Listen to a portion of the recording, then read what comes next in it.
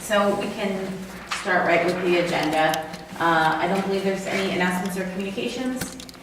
We have minutes from our last committee meeting. If there's any changes to those, just submit them to Brooke. Otherwise, they're going to be on the agenda at our next legislative meeting.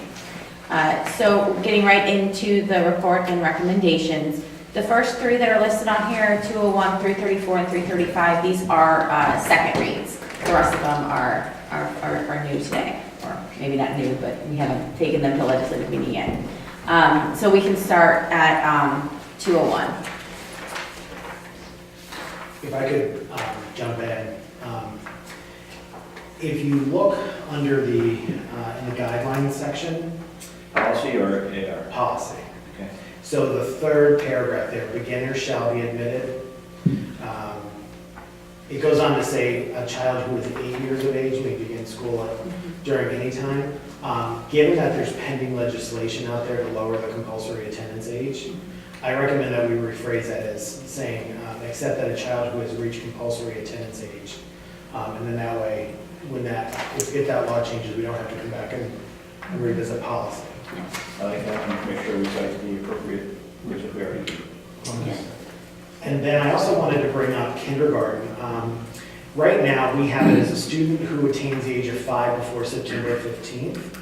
I would like to talk about that being age 5 by the first day of school. And the reason I'm looking at that is when you think about the developmental span in a classroom, we could theoretically have kids that are 4 years old in kindergarten for the first couple of weeks of school.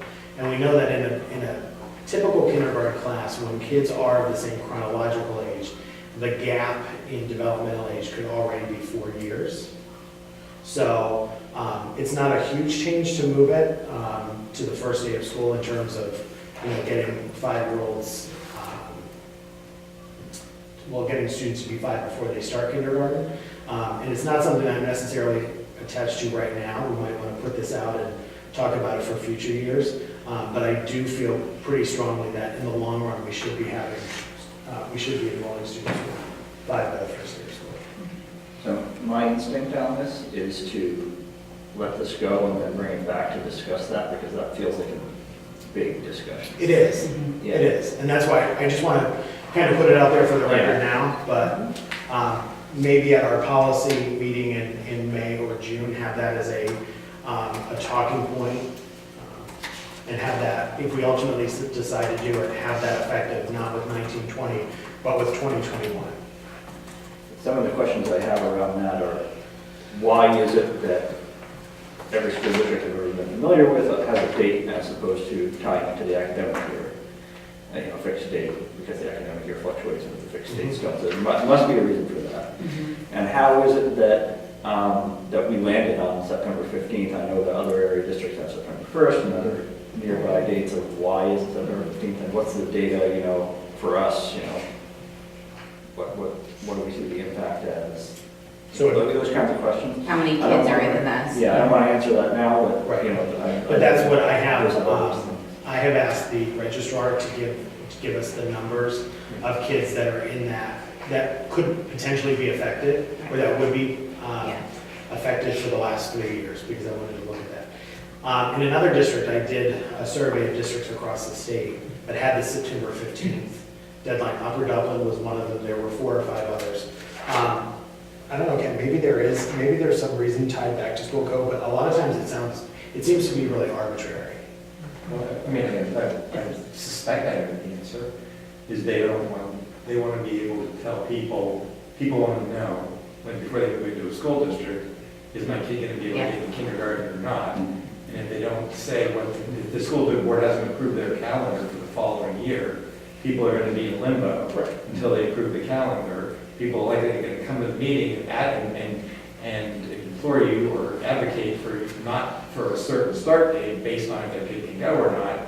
So the September 1st date, I think the September 1st date it would probably make more sense to back that up a week, and instead of making it September 1st, because September 1st used to be everybody started after September 1st. And the September 1st is the date that the the date would admit beginners who hadn't been, had met the compulsory age by September 1st is the date, that's key too. But it would make a lot more sense, I think, could make a lot more sense, instead of making it September 1st, make it be like August 23rd. That way you know, he's always going to catch the people at the beginning of school, it may catch a few kids.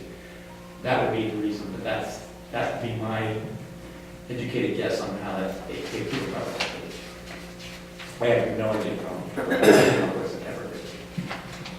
Just for the record, we were affected by this, like our family, and it was part of the consideration to move to Upper Dublin. So my son's birthday is September 13th. And so if we hadn't known the date, that definitely would have impacted us in buying the house that we did, because that would have been so much in flux, because when we were looking at other school districts, their dates were typically September 1st. I think there might be one that's at the 30th, but typically they're September 1st. So That's why I would never make the recommendation to do a change like in a short period of time. right. But I think, But so, yeah, like when we bought the house, obviously we bought the house, well, like a year before, because for our son going. So anyway, so yeah, so I think that's a good discussion to have. I think we could also get neighboring districts in terms of their start date, so that we can just have something. I already had that out to the superintendent. so- Yeah. So, thank you. So I'd say probably most of them were September 1st at this Yeah, point, yeah. so. Okay. I do have a question actually on that phrase, the statement after where it says there is no early admission to kindergarten. I know that we've had some cases in which there's been, and so I guess my question is this a policy? I get it, but is there any discretion up to the superintendent or anyone in the admin? I don't know what the practice has been here. Typically, in other districts, there was, it We would be a- haven't, yeah. it would be a waiver of policy, but I'm not aware that we've had an early, before September or after, for September 15th. First grade? So first grade, we have a different, kids will go to like an accredited kindergarten, right? But I thought I talked to Michelle, and I didn't know that we had a time with, I can say that my son was one of them. okay. But the policy waiver, I think, was based upon, so he was registered in California in kindergarten. And so Okay. Right. yes, He was able to right. come. So, but I'm just Okay. wondering, the language here just simply states there is no early admission to kindergarten. So the question is, I guess it would have to say unless previously enrolled in an approved kindergarten. or like what provisions would we want to give in regards to stating if there is one? I'm not sure. How is it? Did he transfer? He Or is it transferred already? it. He transferred though. He transferred, so we moved in the summer, but right after Labor Day actually. And anyhow, so He hadn't started kindergarten in California. he hadn't started because we were already registered. Right. Oh, okay, interesting. That's I'm a just- thing you could easily, the system you could easily game. I'm just saying past precedent. I think there are some others, I'm sure, I'm not positive, but if there are any, so that we're not. Let's bring that back at the same time. I Revisiting the start. I just put that on my list to talk about with Michelle and the elementary principals. Okay. Okay. Good. That's interesting. I have a clarification. Are we going to make that, rework that sentence though for this? No, I think. I think the first Next sentence, month. the Compulsory. compulsory age Compulsory. under guidelines, I think would make, Yeah, I think we should do that. Steve's first recommendation. Yes. And I don't think that's a substantive change, is it? No, you need to take out is 8 years of age. Yeah, right. Yep. No, it's not a substantive at all, because that's the current compulsory stage. You killed that I too.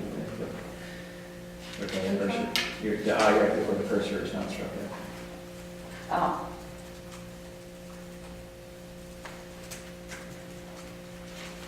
Is now, I think? Yeah. Thank you. We do have a school district of Upper Dublin at the end. Yeah, all We'll the go through all those stylistic. and fix them Okay. eventually. It's not substantive.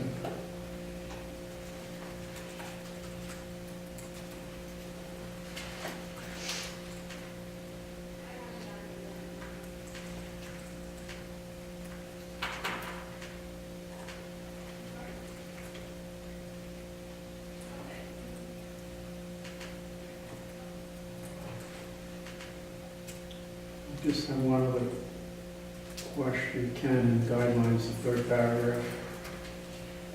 Beginners shall be admitted to school during the first 2 weeks of the annual school year, except that a child? Is it when a child? Or is it that? It's that. Okay, thank you. Where? I don't see it. In the beginners It's a paragraph, that, beginners shall be admitted to school during the first 2 weeks except that a of child. the annual school, except that a child who is a, So, Yeah. that a child. Yeah.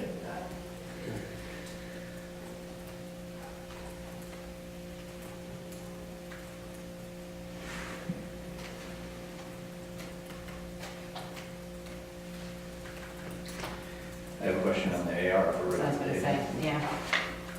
Well, now that Art has called that sense to my attention, perhaps should say beginners shall be admitted to school only during the first 2 weeks of the annual school term. There should be an only before there. And you put a precursor over towards beginners shall be admitted. Yeah, maybe again. Only? Only. Mhm. Still conservative, second, for adoption.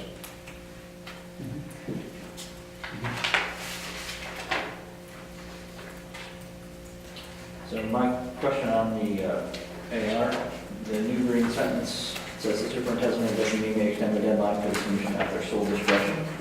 That sole discretion language is not something we normally include. What do we mean by that? Just ended at submission.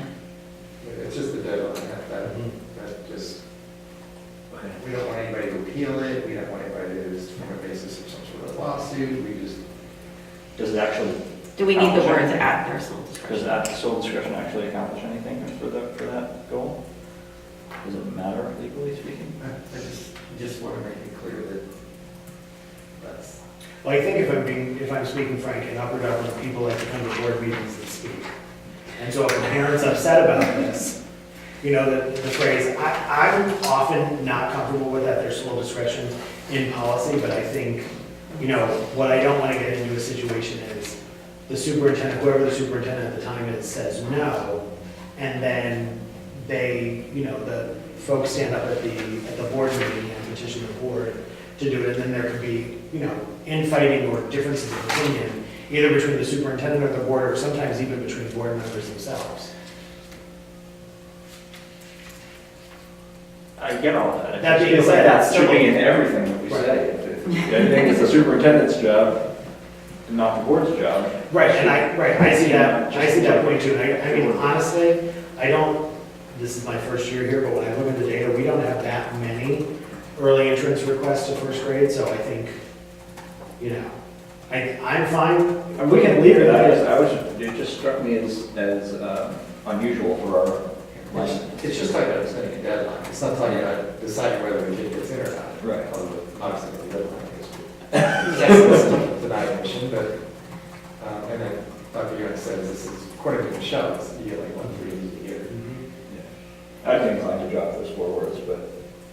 and honestly, I mean, I can only speak for myself, you know, for the time that I'm here, a deadline like that seems, again, to me, a little bit, you know, arbitrary. I don't mean that in a negative way. Yeah. I mean, if a family came to me on June 1st and said, you know, we have this request, I wouldn't deny it, Right. you know. No, I think the superintendent should have this authority. Yeah, I think the question is just whether stylistically we don't have it in any other policy this way. Yeah. That's the question. I don't have a really strong opinion on this one, so, Let's look it up. huh? Let's look it up. Keep talking. You're gonna see it. Yeah. Yeah, I mean, I think we all agree that, Robert, they just keep going. I don't feel that strongly, but it just struck me as unusual. Well, it's never gonna, it's very rarely going to come up, so you can probably delete those words without any, Yeah. and because the presumption's gonna be you're gonna grant the deadline and extension anyway. problem. Am I doing that? Striking. All right, just strike at their sole discretion. It's still at his essential, it has at his sole discretion, but. Okay. I don't know. All right. So the policies for second read, the AR is for approval. We're good? Yes. All right. One down. 334, sick leave. So this is also a second read. I have a couple things. Under authority, the board reserves the right to require an employee claiming sick leave pay to submit sufficient proof. I made a note to myself here, the board is not routinely involved in sick time decisions or discussions. Should it be the superintendent or designate? Yeah. Yes. So that under authority? Instead of the board, it's the superintendent or designee. Next sentence too, right? Both of those. Yeah, actually, That the happens a couple, couple times. Yeah. Yeah. every time I read a lot of three. Where it's just said the board. Yeah. Yeah, the same thing, the board will consider that for the extension of sick leave. Right. That I actually do think it has to say board because that would require board approval. Yeah. Mm. But the first one. The first one should say superintendent. the superintendent or designee. I understand. And that's all I had actually on that policy. May not be presumed. To conclusiveness. Can we say does not, or, I mean, what, or who's making presumptions here exactly? Like, I'm not, the language is just kind of. Where are you, Mark? In the We agreement. agree. Oh, I'm sorry. Well, then we just simply say, a position statement does not conclusively Yeah. establish. Yeah. Yeah.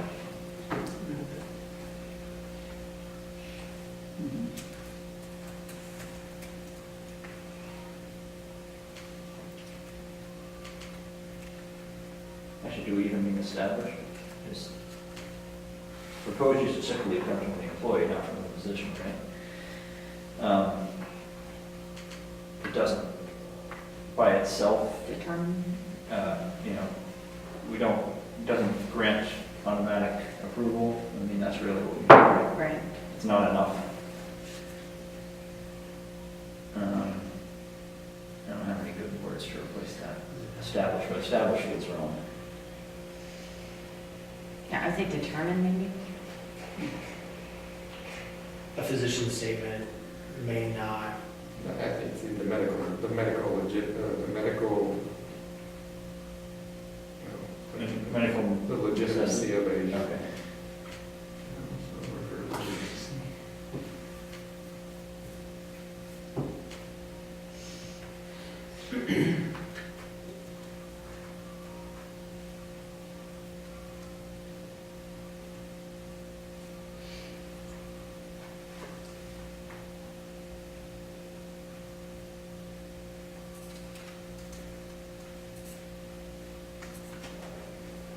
Validity. The proposed position statement does not conclusively establish the validity. That's good. There you go. Validity. Approaches. Any members to research? There were a couple random policies. I don't want us to go there. You can Google it. I deliberately it's all for the style guide. I know. This is gonna create a revenue stream for you.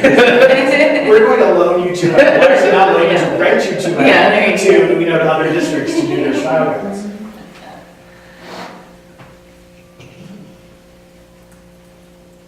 All right, is there anything else? Any added validity? Nope. That's it. All right, good, second reading. Done, 335.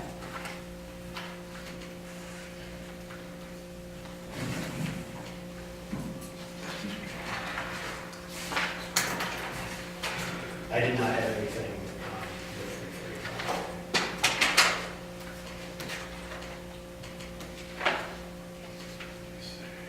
So I was telling Mark, I have a stylistic question.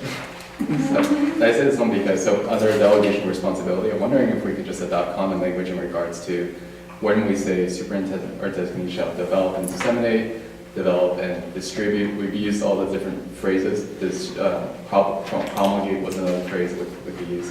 Oh, yeah. And so I'm curious to see whether or not, as a committee, we kind of, I'm just simply saying that we choose the verb or the phrase. Right, this is the phrase we're using from And we here on can out. stick with it consistently.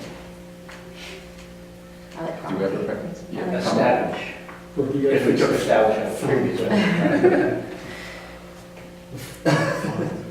It just doesn't come we just choose and we just move forward. Yeah. My favorite, my preferred word is promulgate, but that's the word that a lot of people are. Yeah, I'm like, The lawyers. It is more fun. I know. I have to say, It's fine. it is in my top 10. Okay. All right, so there we go.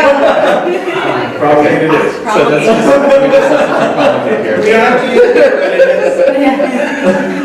is. Shall promulgate Shall develop and Yeah. promulgate. and. You don't even need to You don't need to develop. We just need Oh, promulgate. that's okay. Shall promulgate. Now promulgate. Oh, We can go through and and that's not substantive, so we can go through and Exactly. just make those changes. There you go. I like promulgate. Our stylus guide is being changed even more. I know, look at this. Congratulations, Robert. That was good. Some night I'll be watching a movie that I'm not interested in, I'll be in there. And Gene Ollie. And we're helping our students' SAT scores. Did I spell it right? I think I did. Yeah, that's right. Small. Yeah. Yep. You need space. Alright. Besides that, Yeah, that's fine. alright, I mean, the For- policy is pretty short. We did look at the AR last time. Yeah. Yeah. Alright, and it was determined that the language is consistent with the CBA. I did have a question on the AR in regards to just procedural matters. So from a procedural standpoint, this FMLAs go through the personnel report, but it's not mentioned at all in administrative regulation, being that, so should something be mentioned that, We probably should have something in the AR that Yes. says that it goes with the personnel report. For information only. yes, but just adding it from standpoint of just procedure. That's all. Yeah, absolutely. So how is that? The superintendent shall report to the board monthly, or, something like that? Because it's. Or does it? Yeah. okay. I just think it's, the superintendent shall inform the board of employees taking as medical leave. Somewhere in the procedures section. Under proceed, okay.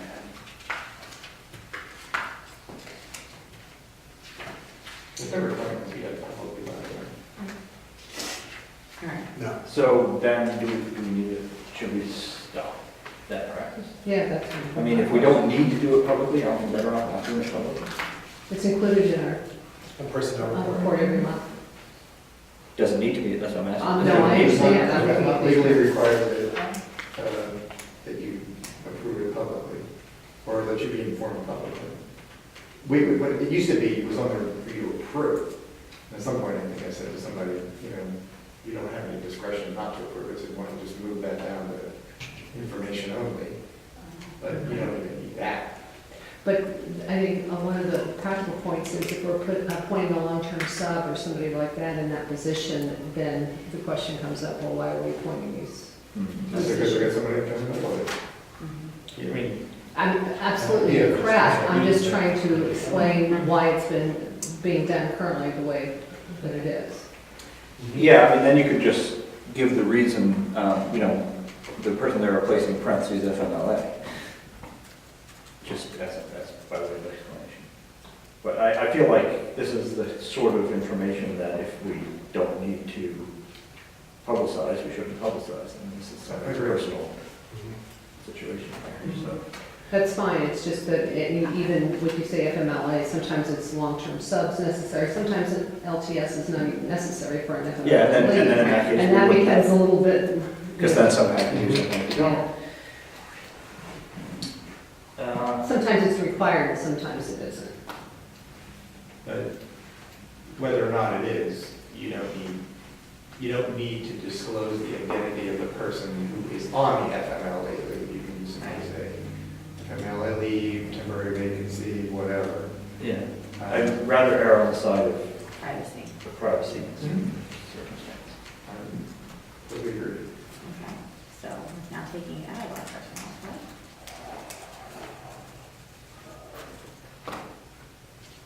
Are we changing anything in here now? No, well, I Right. don't think we need. I don't think we need to. Yeah.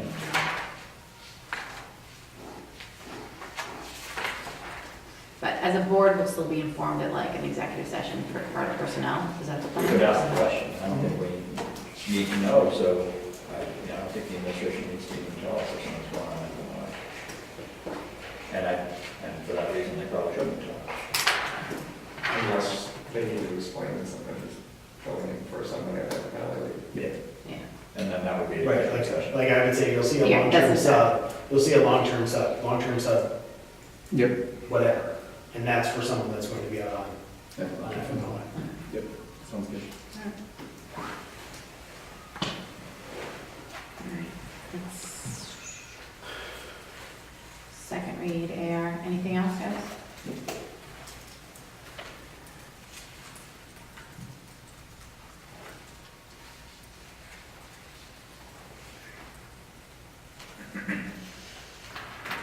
Then we are into gifts. 322, all of these ones. So you know how we were really moving along at a clip? Yeah. No, it's, I just have, 15 is going to be the one that you're, I guess.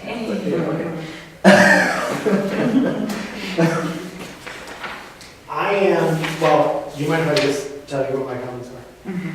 All right, so under gifts prohibited above certain value, is the first sentence contradictory to the rest of the paragraph? Or am I reading that first sentence and the rest of the paragraph incorrectly?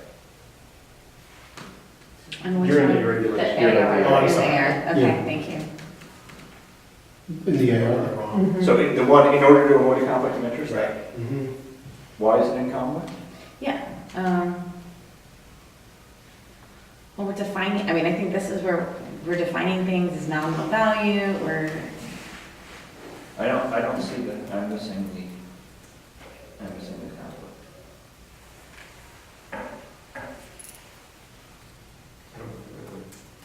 any gift or discount, right? If that's the Right. first thing. It says, in order to avoid a conflict of interest, the apparent, or the appearance of, Oh, I see. no employee may accept from any person, ever, essentially, any gift or discount. Right, I actually, in my head, you're right. So Yes, that's, it is. I actually read that as any gift or discount large enough to influence, Okay. but that's not what it but says. that's not what it says, Yeah. yeah. Yeah. I read it a couple times when I was reviewing the document, and the first time I read it, Mark, I read it like how you were reading it, that something would be large enough. No, it's contradiction. Yeah, this is, Yeah, no, you're There's correct. contradiction in there. yeah. That's exactly what it says. My gift. Yeah, that's a gift ban. Yeah, so then It's a gift bag. Yeah. it should be after, in the order to avoid a conflict of interest or the appearance of a conflict of interest, comma, cross out everything up until Yeah. And this goes back some to, discounts. are we setting a limit? Are we setting a Well, specific then you're number? losing some key wording there, aren't you? If you lose the whether by themselves or through their spouse or family member. Indirect and indirect. Well, which is this thing. Mhm. Yeah, isn't that an important thing to include? And not just me accepting this, my wife can't accept a gift either. All right, then you insert it where you say, with respect to the person provided the gift or discount, or their spouse or family member. Correct? I actually I should reframe it to say, in order to avoid a conflict of interest, the appearance of a conflict of interest, the district prohibits gifts and discounts large enough to influence the professional conduct or judgment of an employee with respect to the person providing a gift or discount or their spouse or family member. Mhm. Actually, because now it's influence of professional conduct, you can drop the spouse or family member. That's too specific now. We have the general to influence the conduct. Okay. So it's now, in order to avoid a conflict of interest or the appearance of a conflict of interest, the district prohibits gifts and discounts large enough to influence the professional conduct or judgment of an employee with respect to the person Provided they Large can, enough? provided the gift or discount. I don't know if we need large, just against that. I think fine, Did you want to? Yeah, I would probably take out, I mean, I would probably just take out large enough that we're prohibiting any discounts that influence professional, like, But we were trying. and then do to- we set a threshold? Yeah, I mean, that was there to establish that the magnitude of the gift or discount is important, because we had that protracted conversation. I don't think it's ever ended We're yet. gonna have it again. Conversation, yeah. No, I mean, I guess that's the, right, I mean, that's the thing, are we setting a threshold? If we are, what is that threshold? And couldn't it, and it also is possible that we're also just saying too, like, even if you don't hit this threshold, like, you can't accept a gift if it's gonna like mess up your judgment. Right. But it's up to you to make that determination, because You, meaning the the employee, yeah, the adult that we have hired to educate our children, whether they, have the judgment to be able to determine that the $50 gift card to Whole Foods is not gonna give them special, or give a child special treatment.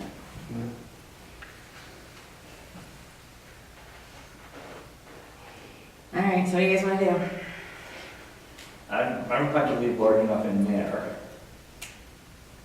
Well, going back to Mark's point, though, I think that first sentence, we are also, so the first sentence, I think, is actually trying to shore up, it's not just the employee, but it's also those related directly or indirectly, right? So- So there's some substance there that we want to keep and just clear up the language in regards to the. Well, that can go, that can also go where the specifics, so we do have specifics about dollar figures and stuff, we can be specific. Okay. There about who's receiving the gift exactly, that indirect gifts count too. Yeah. But I wouldn't try, I don't think squeezing it into that sentence is valuable. Okay. I do want to make sure it's somewhere though, in this AR, that's all.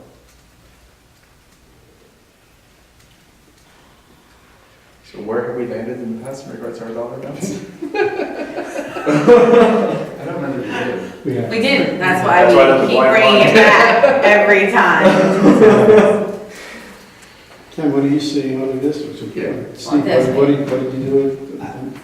It's really difficult to enforce, so it's, it's one of these things, like, I don't wanna put $25 in, because if somebody gets something for $30, is Steve Yanni going to go and yell at them? No, but could Steve Yanni do that? Yes, I don't,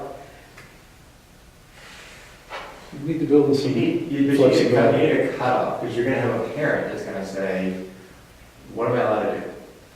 But, I mean, it's not like we currently have parents that do this, so it's like, what has the history been? But is it different depending on the position, a bus driver versus a teacher? Why would you So- wanna do that? Yeah. I wouldn't, I'm Right. saying when you have a dollar amount, I can only give you the experience in one other district where it's had a long discussion about this, and that's in Lower Merion. They have a policy that says not. I'm not, I know we said that years ago. Right. And then they revisited, Fire maybe staff, this is too, and it was they have, their HSA reps come to every policy meeting, and they said, we really like to have the zero, because people would come to us and we would say, you can't get anything. Because they'd come to us and say, what? No, not, zero, not. And everybody knew what the rule was, and everybody was clear about it, and it created problems, it never bubbled up to the board level.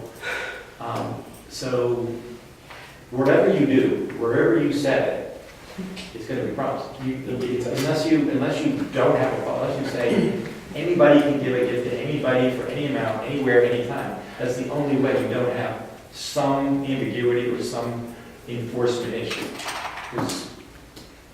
But if you're gonna make it vague, like just large enough not to affect your judgment, it's gonna be different between a bus driver. A bus driver is probably easier to, but then you're gonna have, bus driver who's independently wealthy, who's retired, who's Right. doing this, as opposed to somebody who's trying to scrape out a living.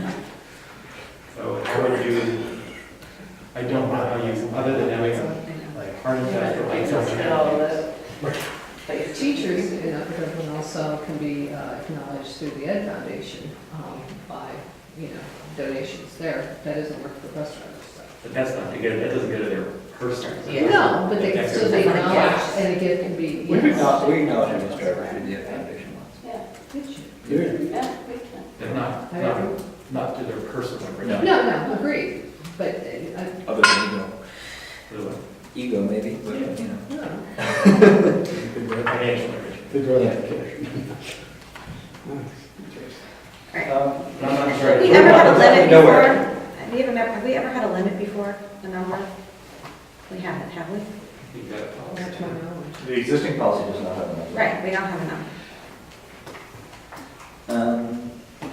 You just said concealable nature, not allowed. Right, and we never said. So. Has that been a problem? If That's not what I been a mean, problem, that's where I'm like, then we're looking let's- for a problem to yeah. fix is how I feel, so. Okay, then let's not fix it. then. So, I mean, I'll give you my preference. My preference is to say, like, you can't be corrupt. Like, you can't take a gift. Right, and that's what, I mean, like, you can't take a gift if you think this is going to impact your judgment, right? And we can set a number if we want to. I mean, like, I don't know if anybody in our district has, been gifted a car. Like, I don't think that's necessarily happened, and I'm not so worried about it. But I would think that's where the only way we put a limit there to say you can't receive something like that. And I think we had Ken look last time, and TE has the limit of 250 because that's what's on the ethics form, Mhm. which makes sense to me that relates to something in law. But I would still leave it open to the fact that, like, you can't take anything that's gonna, like, influence you to, Yeah, if it hasn't been a problem, I'm inclined not to try to pick a number, because no matter what, that number is going to be wrong mhm. in some cases.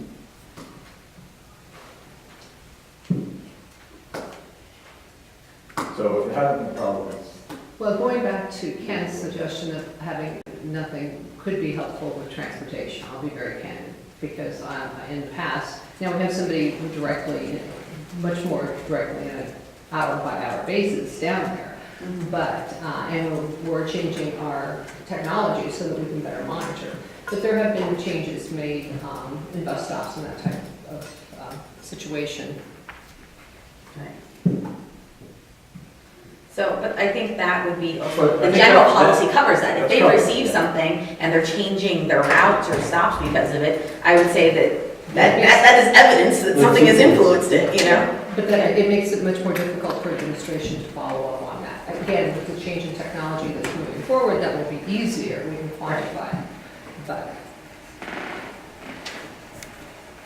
yeah, I mean, I hear that point, but I think it creates more problems than it solves.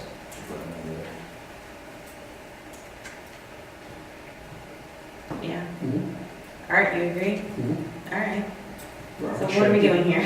So you can take it You're out. sticking with the old policy. Hmm? You're just not sticking with the old policy. At least I in can't concept, I mean, remember. so Yeah. some of this language might Well, it still can be be- good, like yeah. that new sentence, that new first sentence we just did is, Mhm. Good. it's fine. But the second sentence that says gifts and discounts greater than blank or presumed to be large enough, we can drop that. Oh, I'm sorry, that was the Take policy. this Let's go with the policy. I'm sorry. Yeah, I'm looking at both, which one? Yeah, I have both of them The too. policy. The policy is fine. I think, Well, it's consumable nature, nominal value. That's the only thing, is that we define. consumable nature. So I don't think that, yeah, I would Or say, nominal value, I would just say in it, or of nominal value, like the consumable nature, if I can have something consumable that exceeds the nominal value, you know, cars don't last forever. I know. Or make it accept discounts and financial relations. Do not create a conflict of interest. I don't know. The consumable nature or. Mhm. I'm still on the AR. What, We're back to policy. Should We're on I policy. not take the sentence out then at all? We'll get there. We'll get there, yeah, but we're back to, You don't have to do it.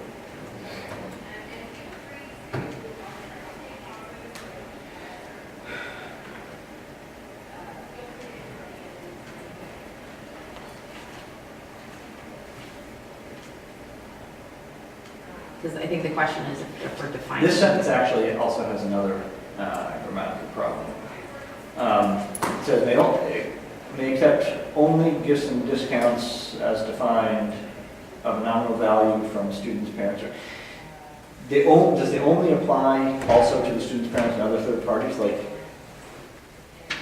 why are we saying students' parents and other third parties? Isn't it just accept gifts, period? Yeah.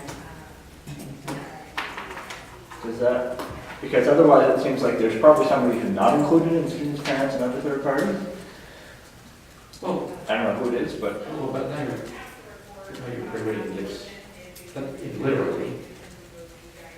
You have to tighten their employment, so you can't just say you're not allowing get gifts. I see. No Now I more can- gifts. Okay, I appreciate that. So,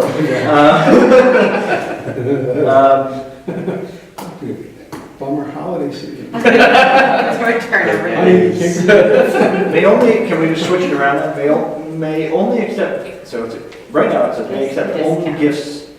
I'm going to say, may only accept gifts from student parents or other third parties of a nominal value. Does that- Do we need it? Can't we just use the first sentence? The employees may not accept a gift or discount that creates a conflict of interest. Is this sentence saying anything different than that? It's trying to say that the AR defines this more fully. We might- But then, might I don't be think we back are defining it more fully, are we? Maybe. to- Well, Yeah. if you're not going to define nominal value in the reg, We shouldn't then have you nominal don't, value. you don't want listed. that authority. Yeah. You can take out that whole section. Okay, yeah, okay, that's not the first thing. Take out, Take The out whole Authority. section. the whole authority. It says purpose and delegation responsibility. Except we have to take out, And drops, and which establishes nominal. and there's nothing under. Which establishes nominal value. Right. In the last sentence. I know. Right. So it's literally, yeah, so we don't have definitions, and then in delegation responsibility, we're taking out and which establishes Yeah. nominal. Right, and period the after policy. policy. Period after Period after policy. And this is a policy. Yeah. So under delegation, really quick, promulgate, but then going back to. Thank you. Oh, yes. Oh, wait, not develop. I know develop. And then going back to the question we had earlier about just not the employee, but then or spouse, relative, et cetera, et cetera. Mhm. Shouldn't that be stated here also in the policy? And then we're clarifying that in the AR? No, I don't think that, I think it just needs to be in the AR, Okay, because it creates a conflict of interest, I mean, that's. okay, that's fine. I just wanted, Yeah. okay. Now we can go through the AR then. Now, that's they it. are- So we have to have a definition of gift in the AR, so that's good. Or discount, since we use those terms. Mhm. But we have to change it because it says anything received without consideration of equal grade. Oh, no. Extra space, that's Extra right. space, that's where.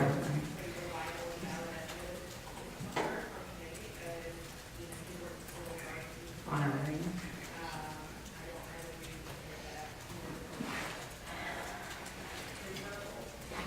So number one, you get rid of, right? Just getting rid of it. So we have nominal value listed.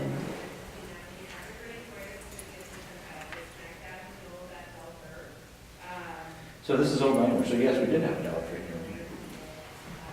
I think this is. Or this whole document. This is a new draft, this is the original draft. Okay. This is all new.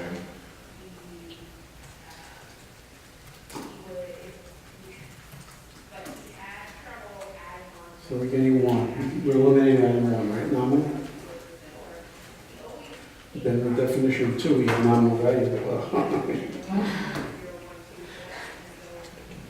I mean, we can I think define we- nominal value as long as we're not saying it's gifts or limited to nominal value.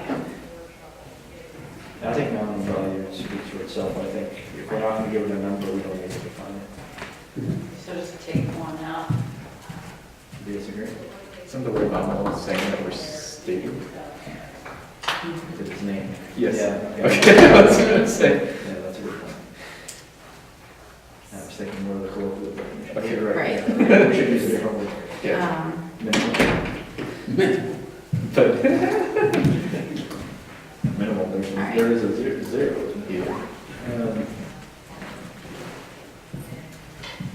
Like, can we just take it out? Yeah, I know, which is why, we were talking about this, I was talking to Michelle, I was like, this is transportation. all over again. The 7 months of, Wait till we get to homework. I know, I'm really looking forward to that one, so. All right, what would I do? What I would do is I would take out, I'd say gifts include, in the definition of gifts, blah, blah, blah, gifts include are not limited to any favor, service, honorary employment, or offer of employment, or any other thing. Any Other thing. Other than that? That's what it That says. is Or any other Or any thing. other thing. From, I mean, a gift is just, I mean, honestly, I mean, that's just giving a definition of what other gifts are. But from then perspective, so I would take out nominal value there. I would take out nominal value from that gift, the definition of gift. So just leave it at any other thing. Yeah, which just seems weird. So We can make that prettier. Anything else? All right, or anything from Any other item? vendors, prospective vendors, That means parents. item, could be service, Could be service, yeah. product or service. Right. Any other product or service? Do you like those words? Nobody likes those words. So I'm taking it there, leave discount, take out the definitions for nominal value substantially below fair market value, because you need to define that. Yeah, I think we're mostly concerned about physical items. No. Why? If I give you a week in my shore house, Which one? Which one? the good one, The good The shot. good short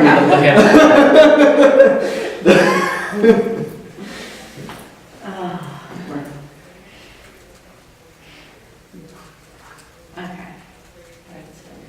So, I'm taking out. yeah, I would take out,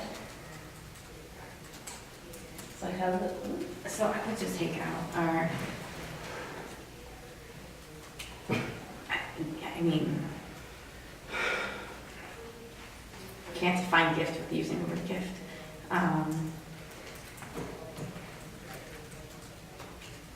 Thing of value, you know, from vendors, prospective vendors, parents, etc. Leave in the discount definition, take out, parents, guardians. yeah, parents, guardians, students, other sources. Thank you for getting that.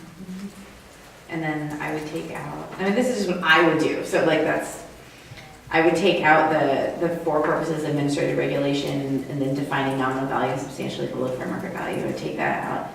And then under the gifts prohibited, I don't know, whatever the new sentence was crafted, I'm not sure. Did we get it, is it in there? Entrance or parents. Like, we're not getting rid of discount because it's in the policy still. Right, no, we keep the discount. Yeah, we struck it out. Oh, okay. Brooke, can you go up a little bit? Yeah, Right. keep discount. So keep discount. Get rid of for the purpose and number one underneath I don't it. think that. Did we resolve any other thing? No. How I think that's- about just for anything else? Right, anything else, thank you. Like, any other things, it sounds so weird. Reject this change. I don't want to reject all the changes. I have this highlighted though. Too. We've done this before. Yeah, try to do it, see if that changes everything. there's an undo. You can undo. Yeah. You can just rewrite it, yeah, okay. So we want to keep discount in. I'll come back to it. Yeah, add in. I'll do that for this meeting. How about that?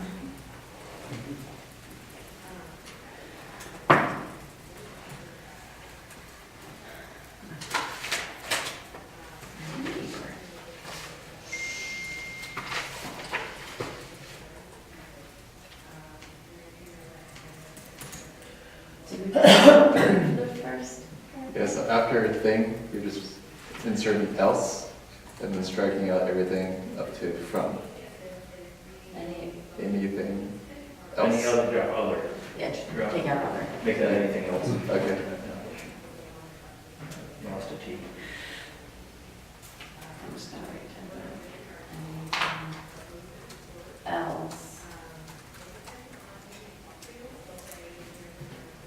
from, and then take out, Yep. We keep the from. yeah. You have an extra H-I-N-G at the end of that. Yeah.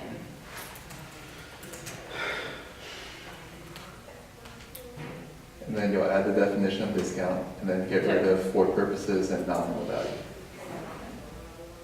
It's 2 lines. And then you can make substantially below just another definition, I'm assuming. Yeah. Oh, stupid formatting. Oh, no. Yeah, formatting never does. Yeah, okay. Order to put it on the district prohibits gifts and discounts. There we go. I mean, I guess, do we need large enough to say that influence the professional judgment? Where are you? Oh, Right. Do we need large enough, or could we just use that? That influence the professional conduct or judgment? yeah, that's a good idea. Get rid of the two. Here.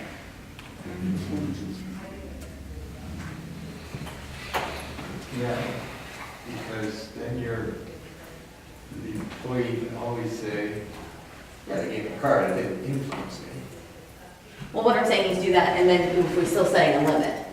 Which they get some discounts, but you're also gonna say. No, I thought we weren't saying. Well, that's, I mean, are we gonna put a number, are we gonna put the 250 from TE in there because it's in the state ethics form, or not? I would be inclined not to, because Not then any. people tend to gravitate toward the number that's in there.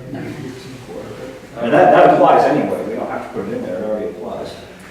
would say gifts and discounts that substantial enough to potentially influence. Yeah, you know what, maybe this is a place to include the language we included, I think, in the policy, or maybe it's the first sentence. Right. That's not just whether it influences, but whether it provides the appearance of influence. Mhm. Because really, that's what matters, it's the appearance of a conflict of interest as much as the conflict of interest itself. Well, we said in order to avoid a conflict of interest or the appearance of a conflict. Oh, there it is. Yeah, in the beginning. The district previous gift and discounts that are substantial enough to potentially influence the conduct of judgment with respect to. Yes, potentially. Providing the gift. And then we're deleting the last sentence, gifts and discounts greater than. Yeah, Wait, and then are And then- prohibited here, right? yeah, that's correct, yeah. Oh, no, yeah, drop our prohibited, Yeah, and then drop the whole gifts and discounts section, sentence after that. the whole sentence, right? Yep, so you got So rather than putting the dollar amount, could we also then just include what's already stated in the state ethics form, just simply saying, you know, gifts that must be disclosed by applicable law Must be must, disclosed. yeah, swing down our gifts, yeah. So instead of drawing attention to the amount, we're at least still stating that it's according to, it's what they should be doing anyway. teachers are supposed to fill out the ethics form. Teachers- No, they don't. teachers don't fill them out. No, they don't. No, it's just. Just a minute, back 93. Anybody who's got Back responsibility for procurement. Yeah. That's what's not required for them to do this. Correct. It's not even a requirement for most administrators, only a handful of administrators are required to do it. Oh, Oh, well, then, yeah. Board members. So it's listed. the administrators, is that clearly defined by position or by responsibility? Responsibility. And that's what the state ethics form says, that's what the 250. So does But it that's, change your but that opinion? number, well, because that number is about procurement, not about direct student bias. Correct. So, Well, yeah, just it's because about, someone decided that's the right number for procurement influence doesn't mean it's the right number for no, other. but it's not just procurement, that's the, like, the ethics form throughout, like, different, like, being a prosecutor. Like, that's a number for it. It's for anyone who has this file, it's for a board, or any elected official. That's a number that's not just for, like, school administrators, but it's a much broader number. Or it hits a broader audience. Let me look at the actual form. Says individuals who are responsible for taking or recommending official action of a non-ministerial nature with regard to. contracting or procurement, administering or monitoring grants or subsidies, planning or zoning, inspecting, licensing, regulating, or auditing any person or any other activity where the official action has an economic impact of greater than a de minimis nature on the interest of any person. This term does not include individuals whose activities are limited to teaching.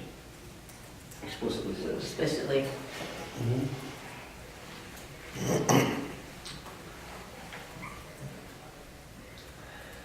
You could have written that better. Intentionally vague. So, because basically I'm trying to get the point, is if we're not willing to state an amount, we need to at least give them the opportunity to have some form of a discernment to be able to say, well, when does this need to be actually reported or brought to the attention of the administration? Well, everything gets. I'd say when in doubt, ask your, if you're not sure, report it. Yeah. If you're not sure, ask your supervisor. It says I it think we must, have must, something with that. it says must inform the employee's immediate supervisor regarding. That's any- if they, that's if they. That's my next question. That's if they are, No, To avoid it. whenever any source offers any gift of. oh, any of it, yeah. And I'm asking, yeah, that's my. Yeah, so you just, But so then- you tell them to disclose all of this. That doesn't happen. So that's the thing, is right, so if someone gives their teacher flowers on Valentine's Day, Tell your principal. Right. Kid dropped an apple on the desk. Yeah. No, bus drivers get small gifts at the holidays. right, Currently, that's not being reported. right, exactly. So, I mean, the We do line that want- had been added in this is gifts and discounts of consumable nature and or of nominal value are not required to be disclosed. So that was what it was trying to get out of certain ones. Do we not And want I them? think What do we want? I'm Yeah, inclined not to include that sentence. right. Right, but it's in there now, the disclosure of gifts and discounts. So are we, Yeah. so that's the thing, is are we gonna require every gift? So the administrators are probably shuddering at how they're gonna handle all these reports. And if they're not done, we're setting people up for, We're setting people up for getting in trouble. yeah. Mhm. Well, and this is where I was trying to get at. That's where I was trying to get at with like what is applicable law. So if there's not that, my next question is, I think I brought it up last time, is according to the IRS, aren't there other aspects of gifts that you receive as a result of employment that are de minimis value? I don't know. I mean, here's how I would frame the question. What would a reasonable principal want to be told? When would a reasonable principal want to be told that somebody got a gift? Yeah, whatever that standard is, that would seem to me to be, because All right. Can we Do leave we this know up any to the re- principals? Do we know any reasonable principles? Yeah. Or can we leave this up to the superintendent? Does it actually need to be in policy or AR at all? only if you want to give guidance to employees and things. In the union. And as you pointed out earlier, parents who want to get. Well, let's just say, if you're getting a gift of $100 or more, or do we want that, tell your employer, or tell your principal? Or is that too high? Well, that's why I'm suggesting you kick it back to the administrators, because they're the ones that can say, let's let Right. else go off. Are they being told of anything right now? I think, how about this? This is AR, first of all, so it can be changed, and let's leave it as it is. The employee must inform the employee's immediate supervisor. And then, if at some point that becomes way too much, we can revisit. But let's start with, you gotta report everything. Yeah, but that's what I mean, And it's, then we'll have some data. well, that's what, I mean, no one's doing that, and to make that big change, I mean, just think of, all right, I don't know, like at Christmas time, like, I'd say in the elementary Well, schools. they have to report within a month, let them accumulate this stuff, and then they'll say, this is everything, they just have to keep a tally and submit it. And now they're reporting getting an apple. Yeah, I would Is that assume. important? Yeah. Probably violates some other policy, Yeah, I mean, I'm not that scared initially. I don't know that I want to leave it that way forever, but yeah, they have to report the apple. I just think that sets up our teachers to make a mistake in a way that, I mean, what do we get out of it? Like, Data. wow. Okay, but why is that a value in this situation? Because Because then we could know what a reasonable number is, perhaps. Well, I don't know if I want to, that experiment is worth the hassle of what that would be. I mean, I can imagine how well this goes. You tell your building full of employees, guess what? Every single gift from here on out, so those Valentines that you get with those nerds attached to it, you gotta report it, right? Or, you know, I'm just thinking of, Yeah, just keep it tally, tell us. So what would the administration it seems feel like a most ridiculous comfortable request with? for data. What would you feel most comfortable with in this? And Yeah, what do you want to do, Well, Steve? I mean, here's the thing, do we want our principals to be instructional leaders?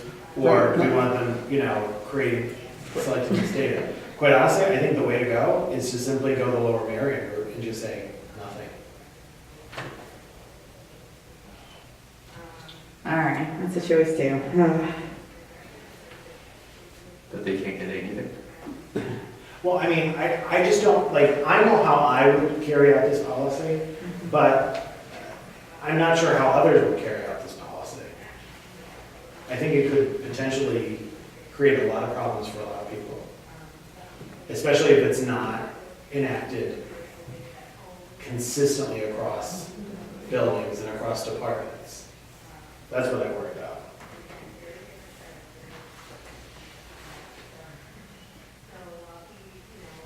Which is that we should, I'd say communicate this up to the administrators, and the answer is no.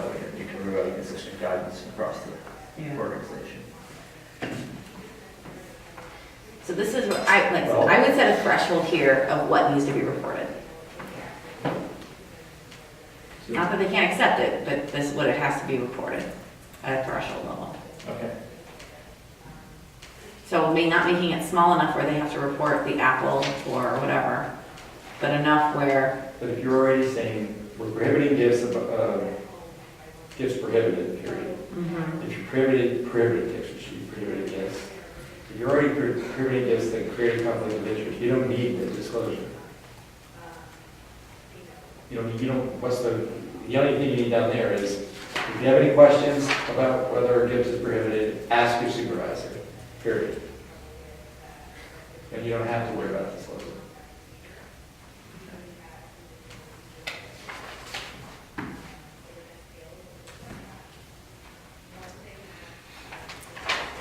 That feels like turning a blind eye. I mean, you're right, but then, I think we can confidently say that all kinds of stuff will happen and we will be told about it. Yeah, but the rule is, if you find out and you get caught, you're in trouble. So we're not setting any teachers up to violate the rule.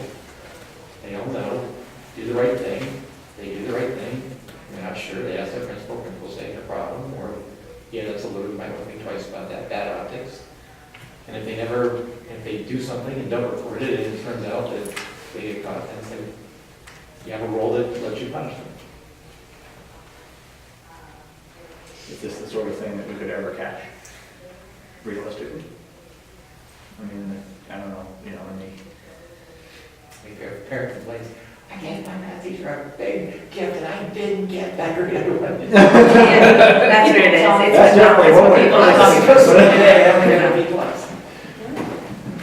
How much does it cost to get an A around Yeah, here? you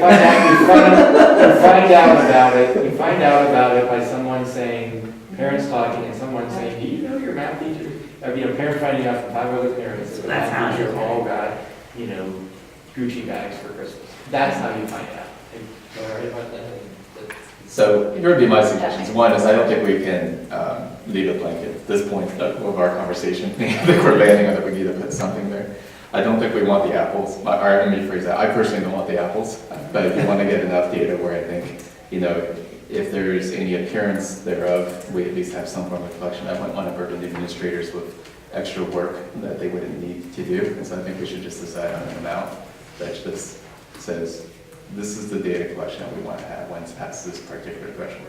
Even not necessary for the purpose of quote unquote going after it, but just again, to your point, we at least get some form of data.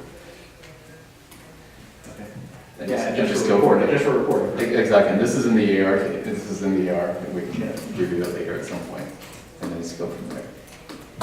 And just a quick read, so the IRS actually doesn't set a de minimis guideline. They've ruled on where some cases are, like the 100 they've said is, But then it says here, some companies will choose 25 and 50, right? So it's really kind of, seems like the IRS has left at the discretion of the organization to say, what is your de minimis? Which is what we're asking right here, which is to say, what's our de minimis? Let's just say it.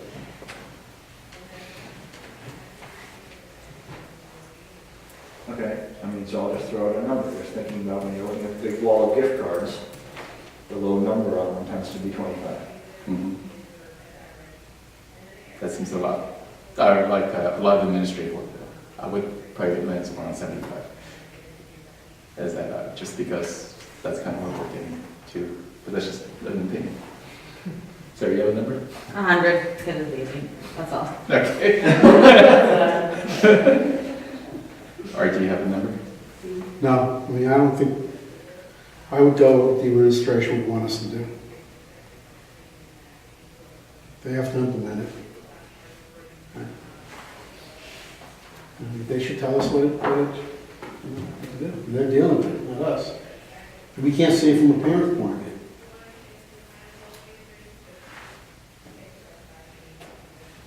I mean, I think a gift ban is a big shift in culture for us. Yep. No, I don't think we want to. No, and I'm not Yeah. suggesting that, but Yeah. what I am suggesting is that is the easiest thing to do, because otherwise we're, you know, Right. you're in this quagmire Yep. of what are we going to identify and how do you enforce it? You know, I mean, my thing is, we can put whatever we want on paper, but if it's not enforceable, then why do we have a policy for it?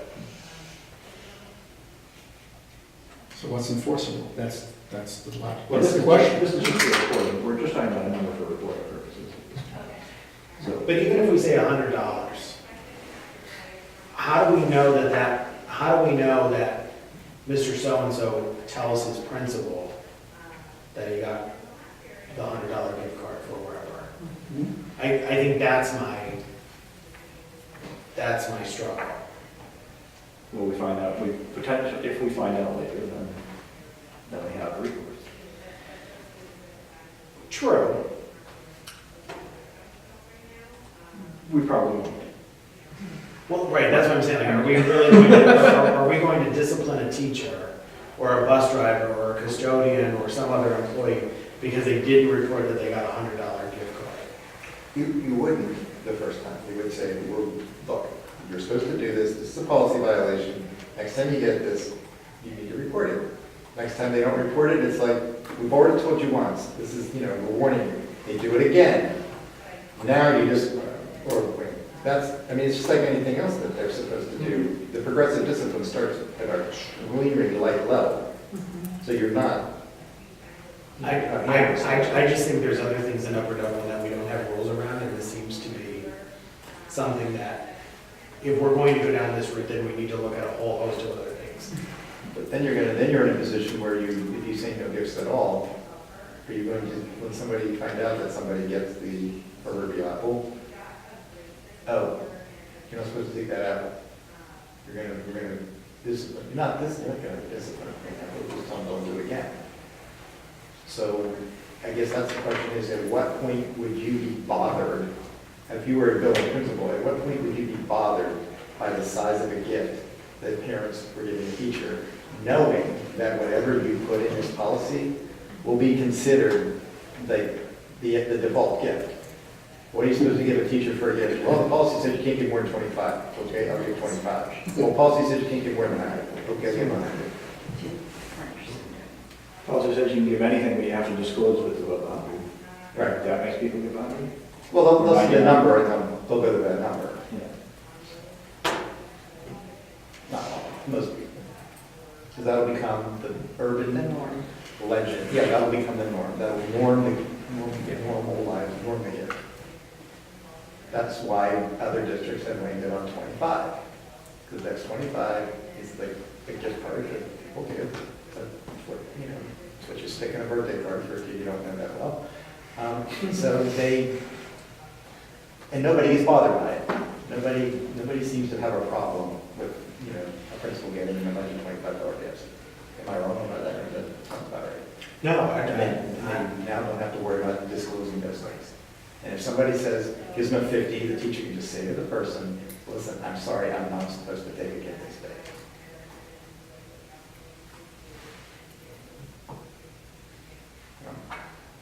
Probably done. Probably. I'm good with one. And I would still put it on the disclosure side, on the disclosure, not on the actual disclosure. Say that again? I would still, the structure of it as we Yeah. would disclose if it's above 25. Greater than, not greater than, greater. Greater than. Yeah, I mean, I would, yeah. I would put it on the disclosure side, so allow it, but then it would definitely shift people to put it, I would think, under 20, or 25 or under. Because I agree. Yeah. Well, I don't think Because it's that's important to probably disclose it at if they're 100, too big. if we're setting, if that kind of sets where the expectation is, then that's the difference, is, Yeah. Well, that's what Ken's arguing. Right. We'll normalize- that's what I'm saying, whatever so I don't want to number you put, normalize even if it's not necessarily disclosed, $100 you for normalize people it. here, so, yeah. Because that's, a lot of families wouldn't be able to do that. And I'm not, for the record, I'm not advocating any of this, I'm just giving you. Yeah. We know, give me some Yeah, food yeah, for yeah. thought, that's great, yeah. All right, what do you, Sure, that's fine. I just think we should move forward.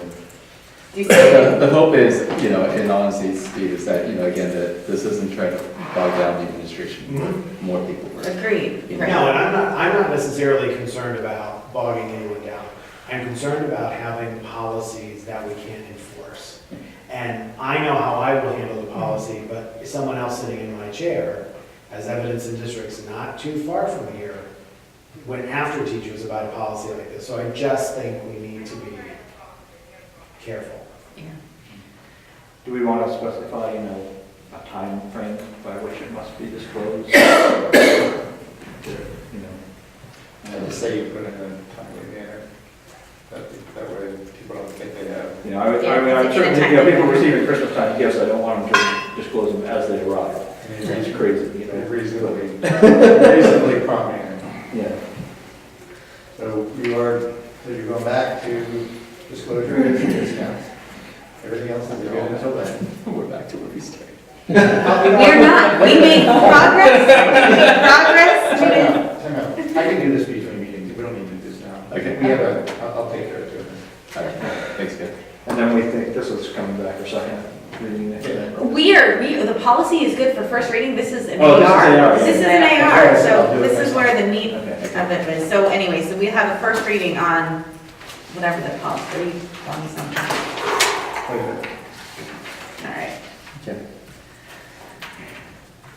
so discuss. So 2 months down, 5 months to go. I know, like, hey, we can bring this to next week, so we have a special meeting this week. All right. 356. 356, outside employment. That clock is off by an hour. Good. Oh,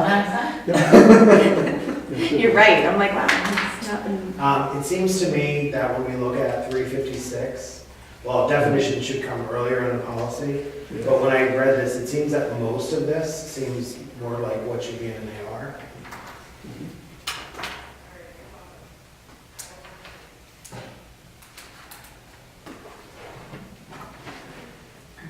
So what part of it does belong in policy then? Let's think about that. Well, the first sentence. Did we combine this? This Do was we the have second AR? was to be back. There is a new AR, It's all. maybe it's It's not. all new. Okay. This is old. Yeah, because this was the one, we'll combine this with, What can go in there? This was, this has already been pared down. they combined the AR. That was last time. This is, so what happened last time, at the last meeting, is we combined the AR with the policy. Oh, okay, That's what happened. that's fine. I think so. It said combined. It looked like we had an AR on our schedule last month. And the note was combine it with the policy. Okay, that's fine. So that's why it looks like an AR, because it is. Why go that way? Yeah, but there is an AR that has an attachment that Well, I think we were talking about doing specific ARs then for Now there is, oh, right, doing, yeah, subset. doing one AR for non-district sponsored activities, one AR for, okay, here's what happened. Okay, this, you decided to combine this with coaching, Coaching, yeah. with tutoring, Yeah, and with, those There's things. a bunch of them, yeah. And then create separate ARs for all of them. that's right. And I thought that was done, but I guess, so we should punt this. Yeah, looks like they still bring it back. Yeah.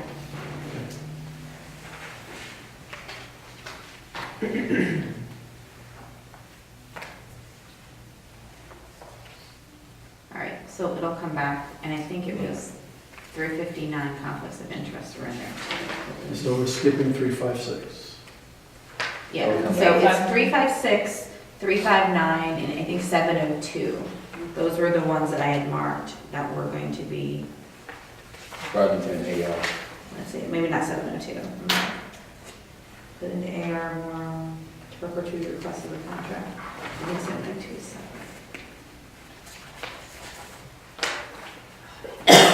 They were no back. Here's what happened, okay, all right, yes, this was intended to be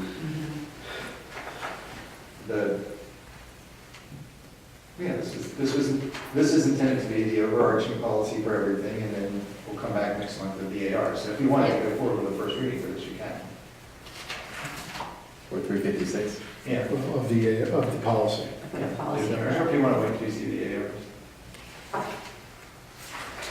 I have some concerns about policy, and if we're going to talk about it as a policy, when we dig into it, or we want to come back with it when we have the AR. Why don't we have the ARs with it? Why don't we see it all together, and then we can say this goes here, or the state, we see it together. Yeah, this policy also doesn't have the tutoring added yet. Right. It's not this draft policy, it's draft policy 360. Okay. That's what it was all. Yeah, That's so- what, it was all That decided. was Up 360, a big part of my comment. Yes, why don't we just wait to yeah. discuss it? So that's 356, 359, But this 356 can come off your agenda. It's gonna be- it's gonna be 360, right? And Okay. 59, right? Yes. Those are supposed to be combined into 360.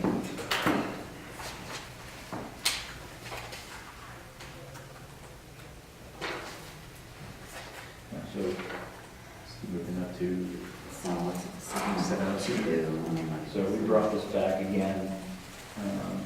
We had this here last time, I think. We did, it said back to policy, put in AR with the moral turpitude. We were talking about moral turpitude last Yeah. time. Request of the contract. That was one of our 10 favorite words. Yes. It's up there. That's probably, it's up there. All right, what's the AR? We don't have an AR for that. For 702? We do, but not in, do we have it in the draft? It's not here. Oh, no. I think that was the thing, was that to put a lot of that stuff into the AR. It should be. I have a draft.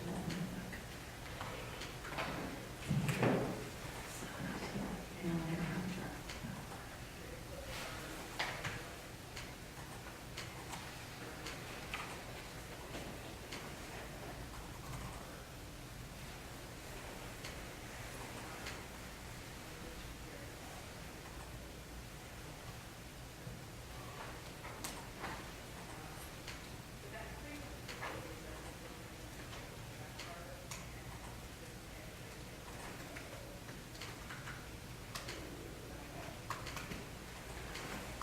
We have an AR, but we don't have a draft of an AR.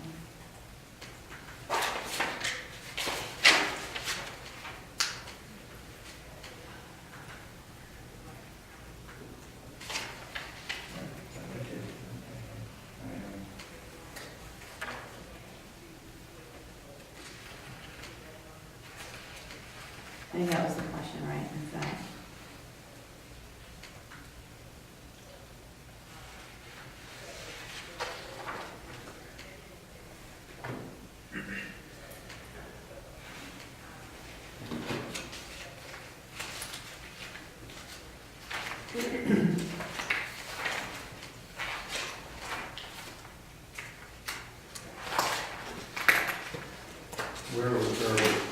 didn't go for first reading, did it? No, it's not, it has not gone for first reading. So it was just, We did discuss and make some. we did we did make discuss some it, changes last yeah. I think those, But I'm not certain what.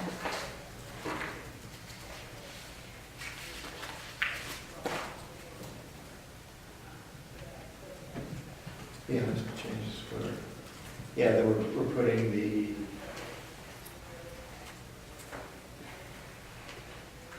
yeah, we said we were going to put the board also reserves the right to remove or otherwise that was all going to be moved to AR. Yeah. Yeah, along with, what you're doing to contracts and around naming rights. Right. Okay. Okay. So I think we can just bring this back to the next policy. Yeah, I think that Meetings, sounds like we okay. need more. I think we need more time on that, so. Okay, those two are combined. We'll bring 7.2 back with those changes. Putting things into AR. So these are all come back with So their 7, yeah, 7, right, so 360 will come back with new ARs for the specific areas. 360 is a combination of 356 and 359. And then 702 is separate. The 702 come back with an updated, with an AR that has some updates to it. Did we do first reading of 703? Yeah. No, okay.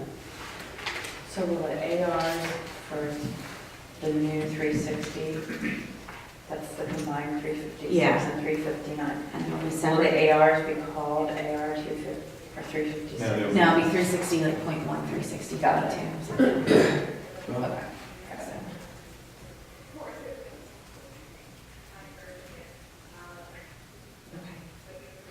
Well, that gets us time to talk about. Steve Okay. and I have about 15 minutes. Right, so Steve, homework or booster clubs, what do you want to talk about first? Let's hold off on booster clubs. Okay. The booster clubs policy, just so that everyone is aware, there's not so much that we have to change about the policy. It's the implementation of the policy and making sure that each of the booster groups are following that policy with fidelity. In terms of homework, one of the things that we've been talking about as an ed leader, and when I say ed leader, I mean principals, supervisors, coordinators, and I, is the idea of homework and what is the purpose and function of homework, and when do we cross that line from an appropriate amount of homework into that land of inappropriate homework, and what that looks like at various grade levels. When we look at elementary, typically the research out there around the efficacy of homework, if it's to reinforce skills that kids have already, they're either close to mastery or they want to go a little bit deeper with, it's about 10 minutes per grade level. So a fifth grader should have about 50 minutes of homework a night. That would be the threshold. That would be inclusive of 20 minutes of reading, maybe some skill development for the mathematics, and maybe a couple of other things. Where I get more concerned as an educator, not just in Upper Dublin, but beyond Upper Dublin, is when kids matriculate into middle school, specifically that line between 6th grade and 7th grade. When kids go to 7th grade and they're no longer considered elementary, it seems that the homework, the amount of homework, and the type of homework changes drastically.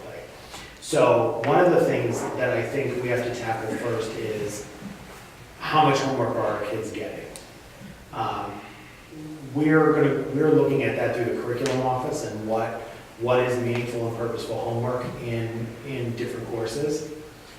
At the secondary level, we have Schoology, which with the click of a button allows the teacher to see what his or her students have in terms of homework and assessments coming up. So that teachers should be able to use that as a guide to determine if they're going to give homework. I really would like to see homework become more extension activities, long-range projects, those types of things, rather than just skill drill type of things that kids have to do. When we talk about the amount of homework, we hear about that mostly at the high school, and when you drill down, it's the kids that are taking 3 or 4 AP classes. Because an AP class, you're on this hamster wheel of, you have to get through the college board, you have to get through the AP curriculum. So, there are some strategies that we can employ there, much more difficult than reining it in other places. We have an Ed Leaders meeting on Friday, again. One of the things that we're looking at, as I said, at the elementary level, is that 10-minute per grade level is sort of the max. But really then digging into what homework looks like. At the middle level, we hear a lot that kids are getting their homework done during advisory. That's a problem because that's not the function or purpose of advisory. And so we have to, that's another thing we're tackling inside the middle school schedule. I am doing some focus groups with 4th and 5th graders, 6th, 7th, and 8th graders, and then high school kids to talk specifically about homework and what they wish homework was, what they wish homework wasn't. And I'll have that information at next week's policy meeting, in addition to what the student government kids will share. I think sometimes homework is a supervision problem. There are some folks in any school system that tend to give a lot of homework, and I think they give homework for homework's sake. But I think we're starting to turn a corner because we're shedding light on it now.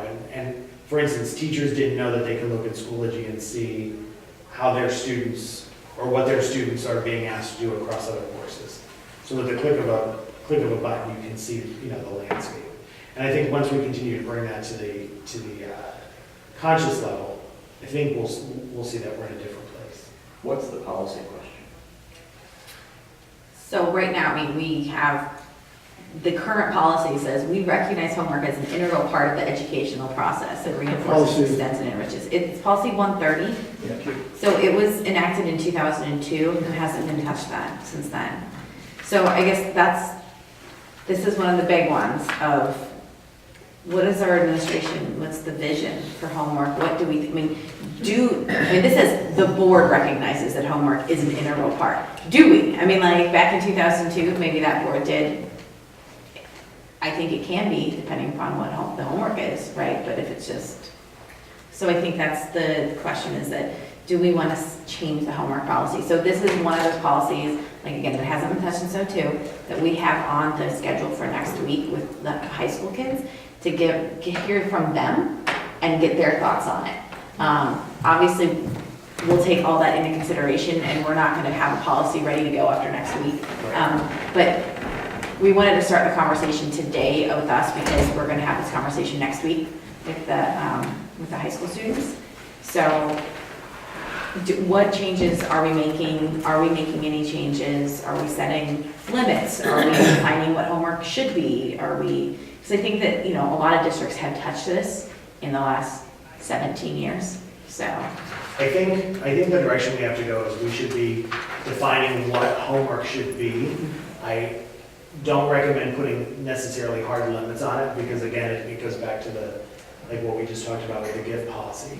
But as we redevelop the areas of the curriculum that we're working on, not only are we looking at curriculum maps and assessments, but we're also looking at what is the outside of school learning going on. And in many cases, it's going to be, or it is, much more project-based, not, worksheets or packets. As a big picture view question, the board is required by law to set curriculum. We're not required to set anything around pedagogical methods. Are there other places besides homework where we have a policy around it? Why do we have a policy around this? If we don't need to have a policy around it, I'm assuming we don't need to have a policy around it. Yeah. Should we have a policy around it? And what's the sort of minimal thing it should say, leaving the rest of it to implementation? As a board, what's the role of the board in homework, I guess is really what I'm trying to ask. Because it seems like not very much. to me.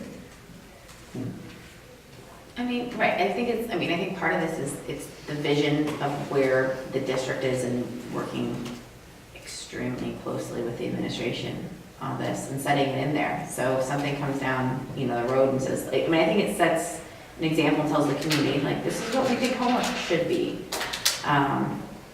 And it's more a reflection on what our current, or maybe not what our current practices are, but what, having the administration look at what the current practices are and determining whether those are good. Writing it down. I guess I don't have a problem putting things in writing, so people have an expectation, they understand what Upper Dublin, what the vision is here. Yeah, I think, Mark, to your question, I don't think, it's, we want to micromanage the point of homework, right? So No. the specific things and things like that.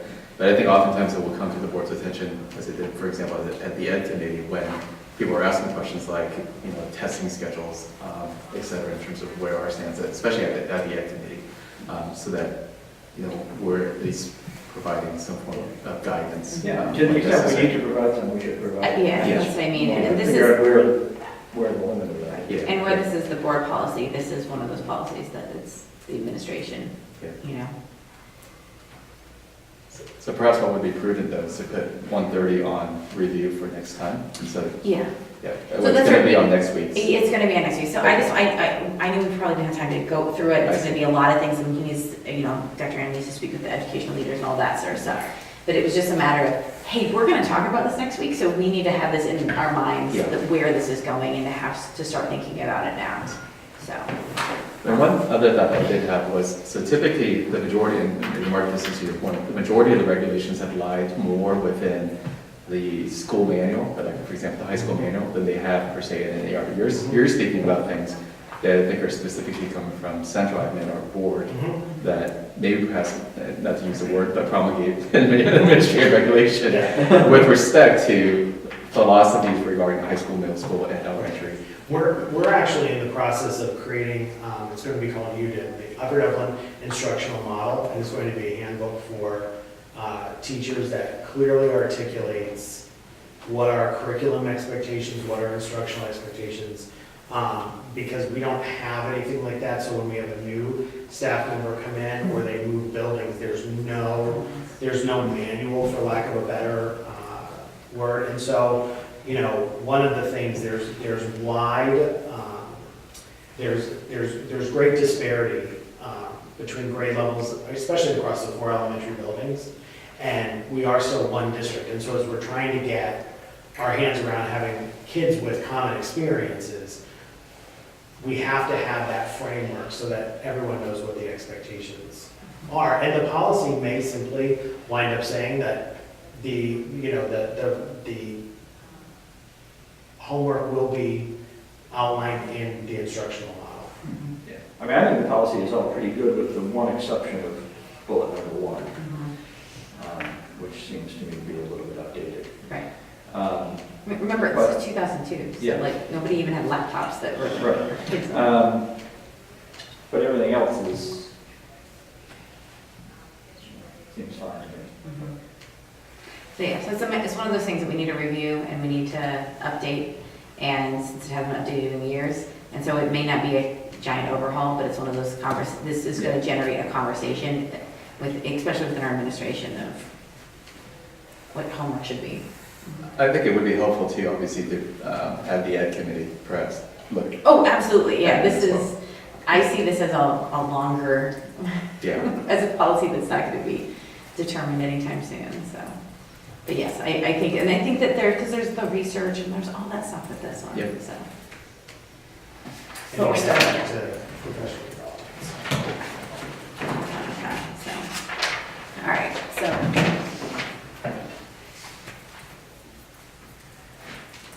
We'll be bringing the booster club and we'll talk about that at the next policy committee meeting. Yeah, that'd be great. Okay. Actually, and you know what, it'll be good because I'll actually ask, Brooke, if you can make a note, we'll actually have Eric Greiner come, Great. and he can actually speak to it because he is the person in the policy delegated for all the sports, and then it's the building principals or the academic side the boosters. Great. Now, last time we started discussing 915, we also discussed whether they apply to things like PTOs and PTAs and other parent organizations that are not specifically athletic boosters.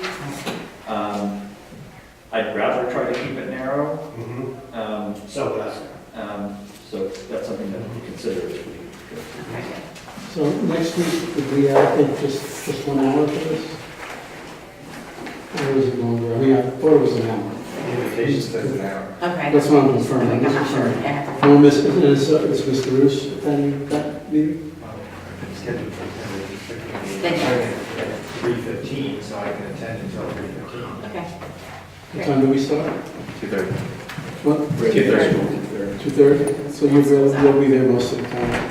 And then I'll be here, I'll be there, I could see if I could talk to, Or are you going to be there? uh, I mean, just an hour. When Yeah. I looked at the agenda, it looked like it was quite aggressive. Right, I mean, we had talked, and it was like 3 policies that we, and it's gonna be. Have we focused on which 3 or 4 policies? Looked like a long list, And I doesn't it? actually technically never put a stop time on it, it might just be on someone's calendar with a stop time.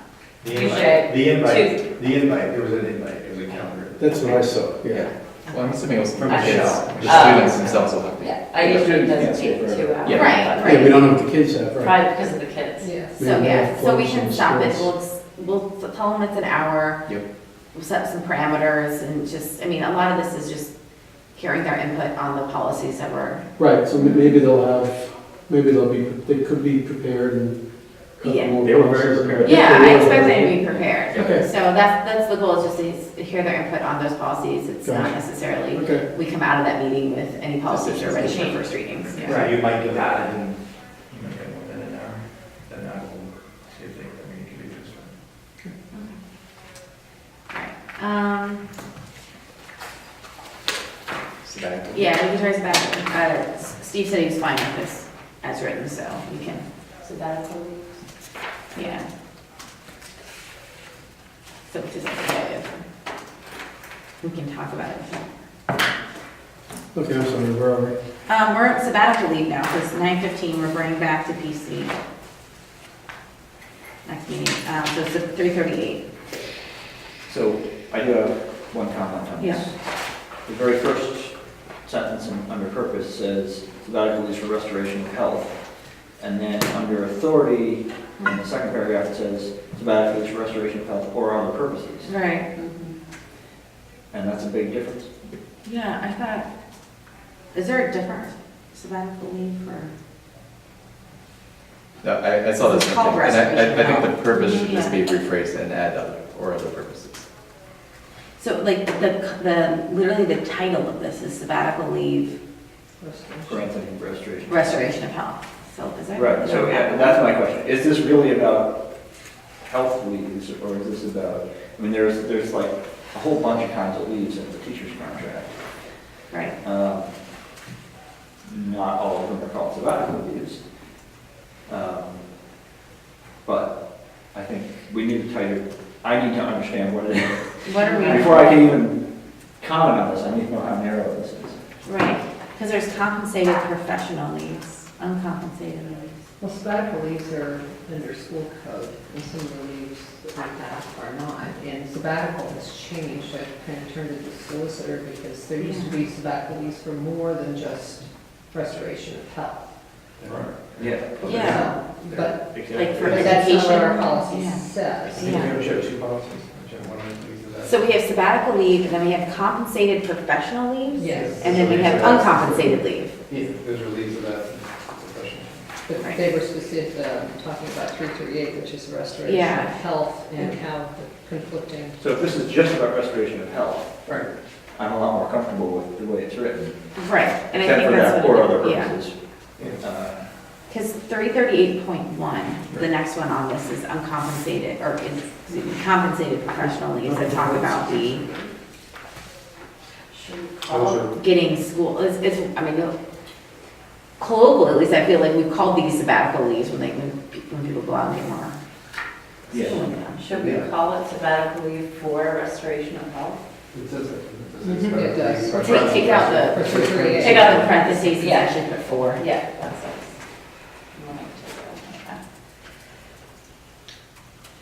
We should make sure that the language here and the language in school code and language in the contract all align Yeah. to the extent that we can. We only have control over one of those, but. But we have control over one.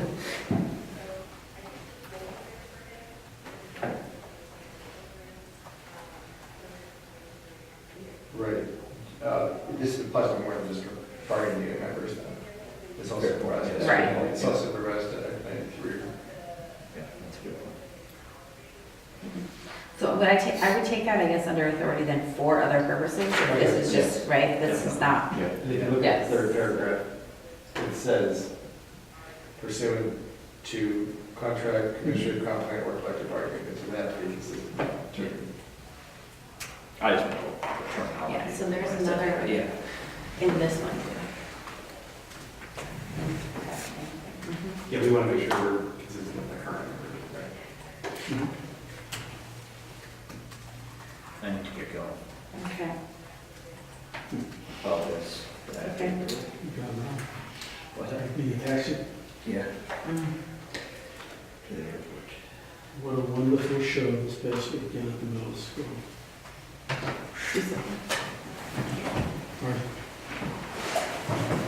This musical journey was awesome. I'm glad to know that also. It's fun.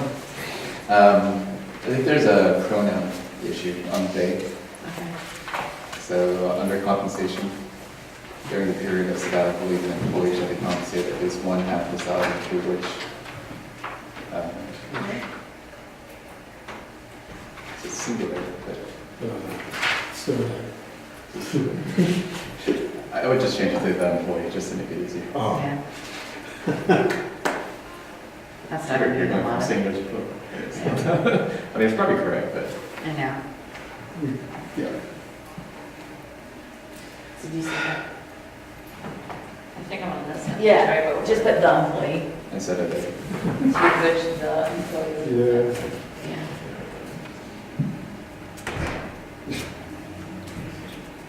I guess. it's going to be not the other issue. but- Yeah. Well, I guess my other question is, do we want to state, because is the other one, can the other sabbatical leave for professional development still just be referenced as sabbatical leave? Well, that's what I mean. Meaning, It do was we have this- called. It's, Yeah. you look at the school code, there's a section called sabbatical leave, then there's a section when we sell sabbatical leave, which talks about restoration of health. Leave of absence for professional development Mhm. is not called sabbatical. So we just call it the wrong thing. Okay, Like, right, when we talk about it, we're just not using proper nomenclature. Technically correct nomenclature, which is part of the fall legislature, because they stuck it in the Mhm. section of this, they didn't work careful about subheading, they stuck it out there. Right. But it's not, it shouldn't, I don't like to call them sabbatical leave, Okay. but people do. So we have sabbatical leave, which we probably don't use a lot, actually, because it's for sabbatical leave for restoration health. So what we really do is compensated professional leaves for professional development. Or do we have? No, most of ours are actually for Sabbatical for health. Okay. Yeah, that's a, yeah, that's- There's I not don't as need many, frequent. there used to be more Right. for education reasons, but Okay. we haven't been experiencing. but, so my question is, every time we use the phrase then sabbatical leave, the implication is it's sabbatical leave for restoration of health. for people that are actually using it correctly, correct. Okay. Are they required, but they're not, are they required for classes then? That's just for professional development, is that correct? If you're looking at policy 338, which is restoration of health, Yeah. if you want to know where the leave of absence for professional development is, That's in there. 338.1. One, right. Correct. So that's the thing, if someone's taking sabbatical leave for health reasons, restoration of health, they can just take it and there's no other requirements that they Right. complete, any classes or anything like that, correct? Right, Correct. right. Okay, but they have to come back. I mean, there are some Right. Right, okay. commitment of employer and, or employee, excuse me, there is a caveat. Okay, This is, all right, Okay, I'm good. okay, I'm fine with that, as long as I just need to understand. Yep. what we're looking at. Now we're at compensated, 338.1. Yep, Now here, this lumps in the leave absence, professional leave, which some people actually call sabbaticals. right. Along with something else called a classroom occupational exchange leave, which is also in the sabbatical leave section. Oh, It just lumps them in together. okay, So, and they do have their own requirements in terms of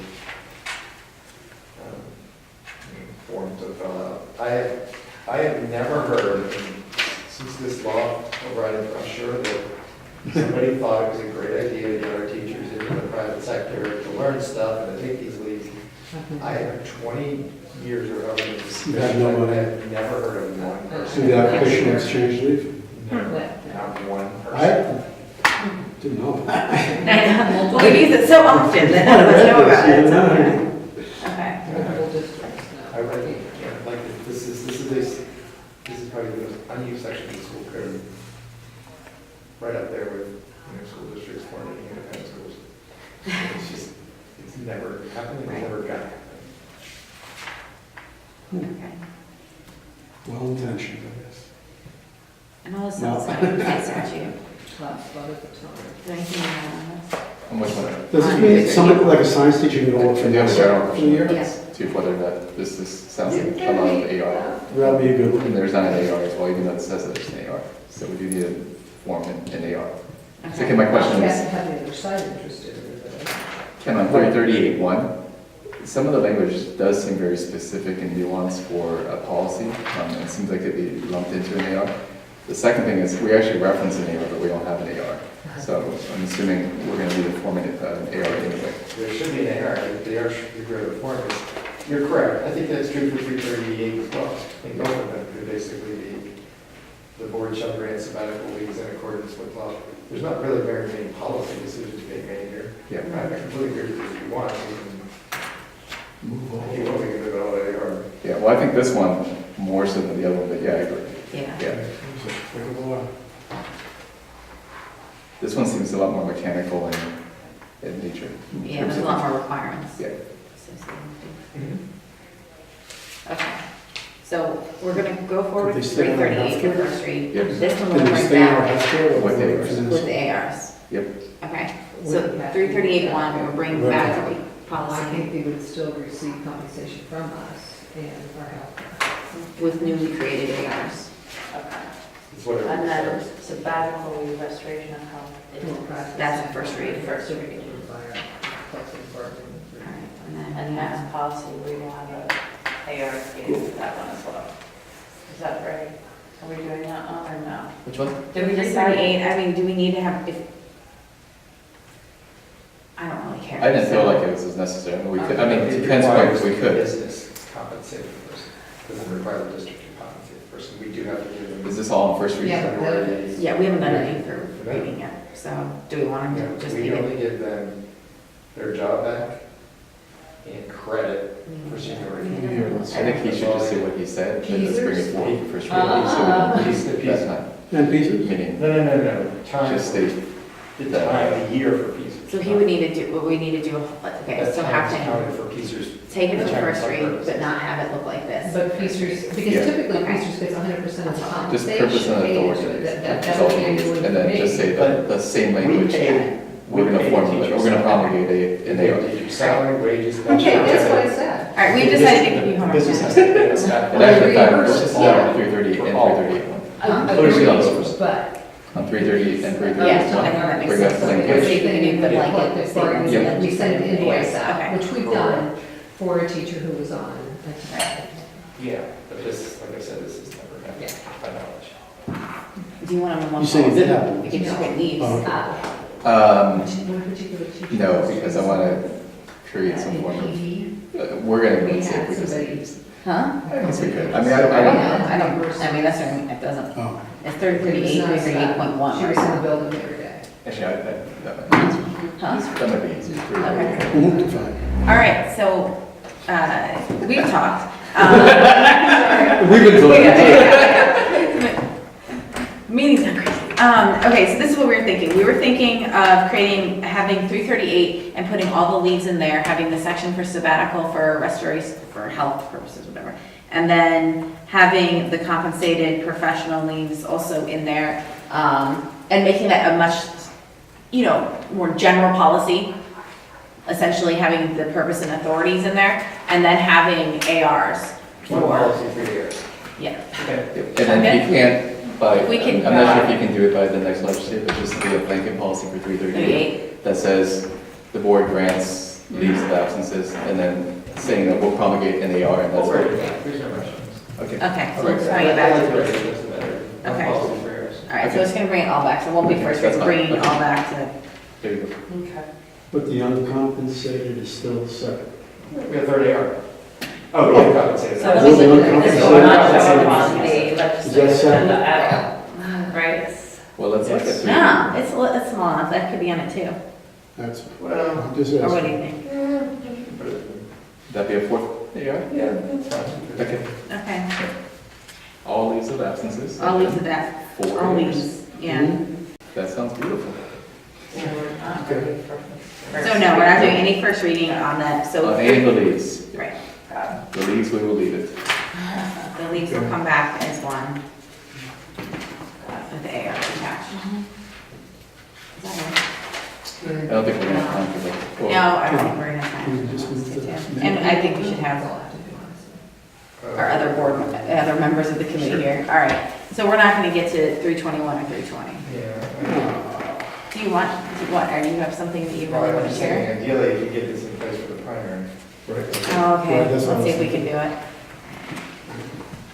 This is an outcome of an HR luncheon that we had for all of our HR directors. Right. Encouraging everybody to have policies in place. By the. All right, let's do that. Fine, continue to work.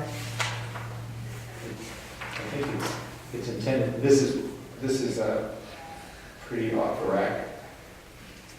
Right. So it should be fairly benign. It exists in other places and hasn't created problems. If anything, it solved a lot of problems because it gives people kind of bright lines. This way, if somebody says, can I do X? Right. Yes, maybe why no? We didn't have a policy like this? We do, it's a red line, if you go at the bottom, it's the red line. Okay, yeah, I thought we did, okay. Mhm. This is what I talk about campaigning. Is there an AR at all? We don't have one. Yeah, there is one for it, there is one, but it's, Okay.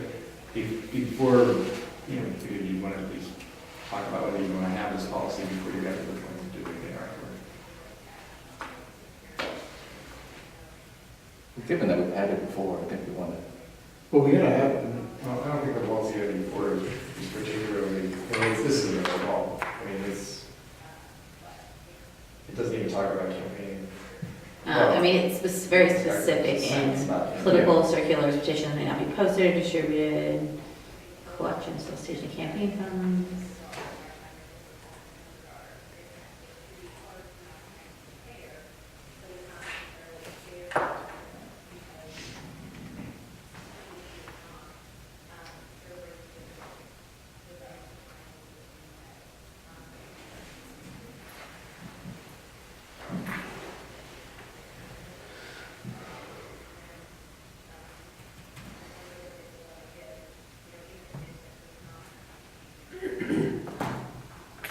Well, we no longer have polling locations on district property. That can be permitted. That could be, It's permitted, right, but I'm just I'm saying, saying. is that permanent, that decision? No, not necessarily, so that can always change. it's not even your call. No, it's not, it's voter services, Monica. Voter Yes, I see, Services, yeah. just in case. Right, that's fine, just So, at least we've gotten it out, that's district property for now. I mean, I was fine as is, as stated. Right. Mhm. if you want to see what it, will look like, I believe. Keys, Well, if we're gonna add an AR, the only thing I would say is add that statement that we would form an administrative regulation. That's the only thing that needs to be added to this. Sure. should be in there. But there's no forms or anything.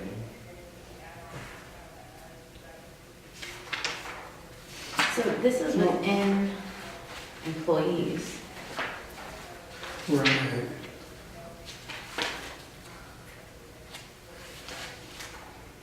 So we're looking at guidelines, following prohibitions and restrictions, and then you look at like the public comment period at board and committee meetings. I mean, this policy is applying for is the employee section. Correct. Yeah, but it's only 300. Uh-huh. This isn't like a community one. Right. How about the community one, Ken? I'm sorry? Something for the community. Sure. Because I think some of this really is, we're trying to talk about community stuff. We're not talking about just employees.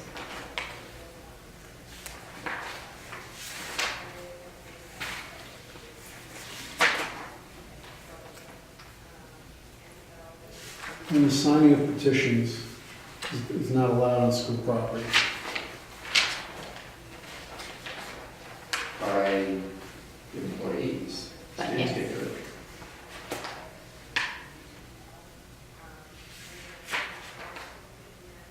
Okay. How about community? Yeah. So where is that? Oh, I should- Where students can, I don't think you can prohibit students from doing it, subject to reasonable time, place, and manner restrictions, but if like students want to circulate petitions among each other, they have to be 18, so Right. it's a limited number, but Right. there's no reason why you would prohibit that. They can't be, students can't be getting adults to sign petitions. So we want to Yeah, correspond so to where is, community policy. that's slippery slope there.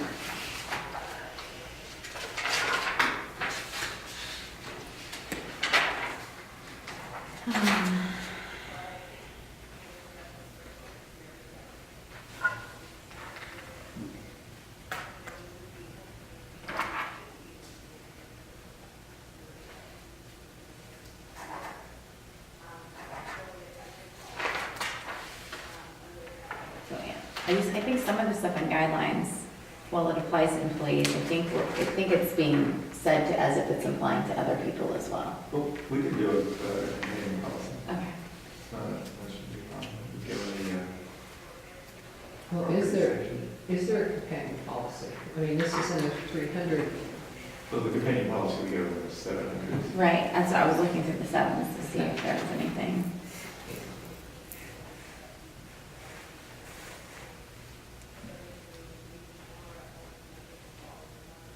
There's prohibition of political campaigning on school property. It's Yeah. part of part of policy 707. So you do have it. Campaigning on election days in district facilities, designated polls. Yeah. What is it? So you do 707? I don't What'd think, you say, is it 707, is that what you said? I don't know if you could, I don't know. yeah. Not, you have to think about whether you could say people aren't allowed to campaign during their public comment period if they're not employees. I know. Candidate for us, There's- so when we made a public comment, they say, We we can't can't shut them down because you say they're campaigning. Right. Now, if they stood up and gave a 3-minute speech that nothing to do with school district, it were you. Right. I mean, you could, public comments are coming right to the board, so. Let me think about whether or not you need a other policy for the community. This at least gives you guidance, gives employees guidance. All right. And let me just look and see if you need a reg. If you do, then Right. we can add that language, that reg language.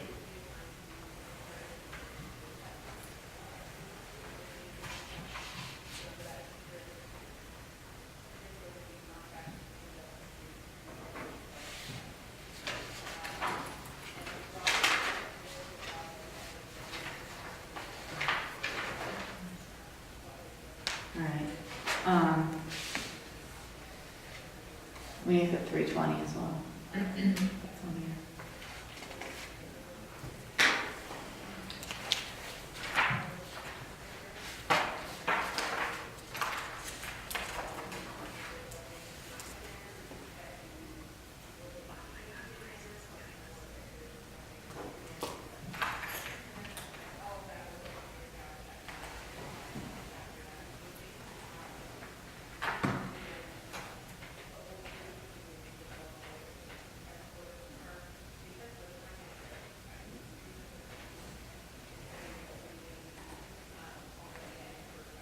So what are we doing? So I think we're doing 321 for first read. Have a companion policy, or I don't know if we, I mean, we have, I'll see if, I'll come back and suggest either suggested tweaks to Karen, or we're Okay. going to vote a separate one. all right, so we'll at least do a first read for 321 to get that in the queue here before the primary. And then we have 320.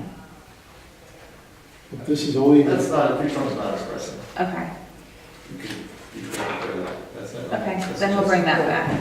Well, I have a question for you, Ken. The contrast of 320 versus 321 in regards to violation. In 321, we just simply say that's cause for disciplinary action, and yet in 320, we say disciplinary up to and including termination.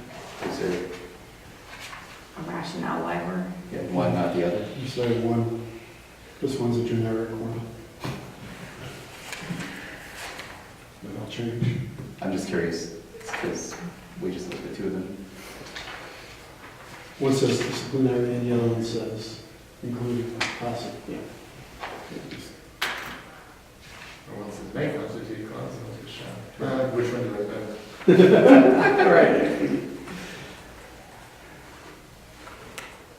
I like the shall constitute cause for disciplinary action, I think. yeah, I think that's enough. Yeah. It always includes that. Generally not going to be, well, some labor arbitrators like to see it, when somebody's getting fired, but you don't need to do that in the policy.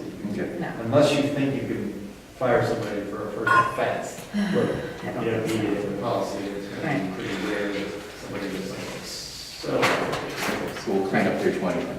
Okay, it is going to violate some of the policy. so let's bring that back. In number 4 there, you have, in the second part of that sentence, you have and others. I think we need to cross out and others. Since this is just employees. Yeah, that's, It's just an employee. right. Yeah. It is, so, but I think that's the, Right. so we should just apply employees. Okay, so, so 320 is coming back to the policy committee meeting, the 321, we're gonna put it first read. Sure. We're up to community input. Is there any input from the community? None, even though we had a community member here. All right. So we have we have a special policy committee meeting next Monday at Upper Dublin High School, combining it with our Student Government Association to get their thoughts on a couple of different policies that we gave them to look at. But our next regular policy committee meeting is going to be on April 8th. So with that, we're done. Thank you. We appreciate this. Maybe they're missing a date. Anything good? Pretty nice. All right, so I'm not gonna send this second. This is not. Yeah, it's just that statement. Um, You never know what's going to be better. They made the letter. With the decision. She's Oh, Jim's got a a question. Oh my God, you should see the comments after this. I don't. Oh my, you have to go online to look at it. There would have to be like 10 or 15 all beating them up.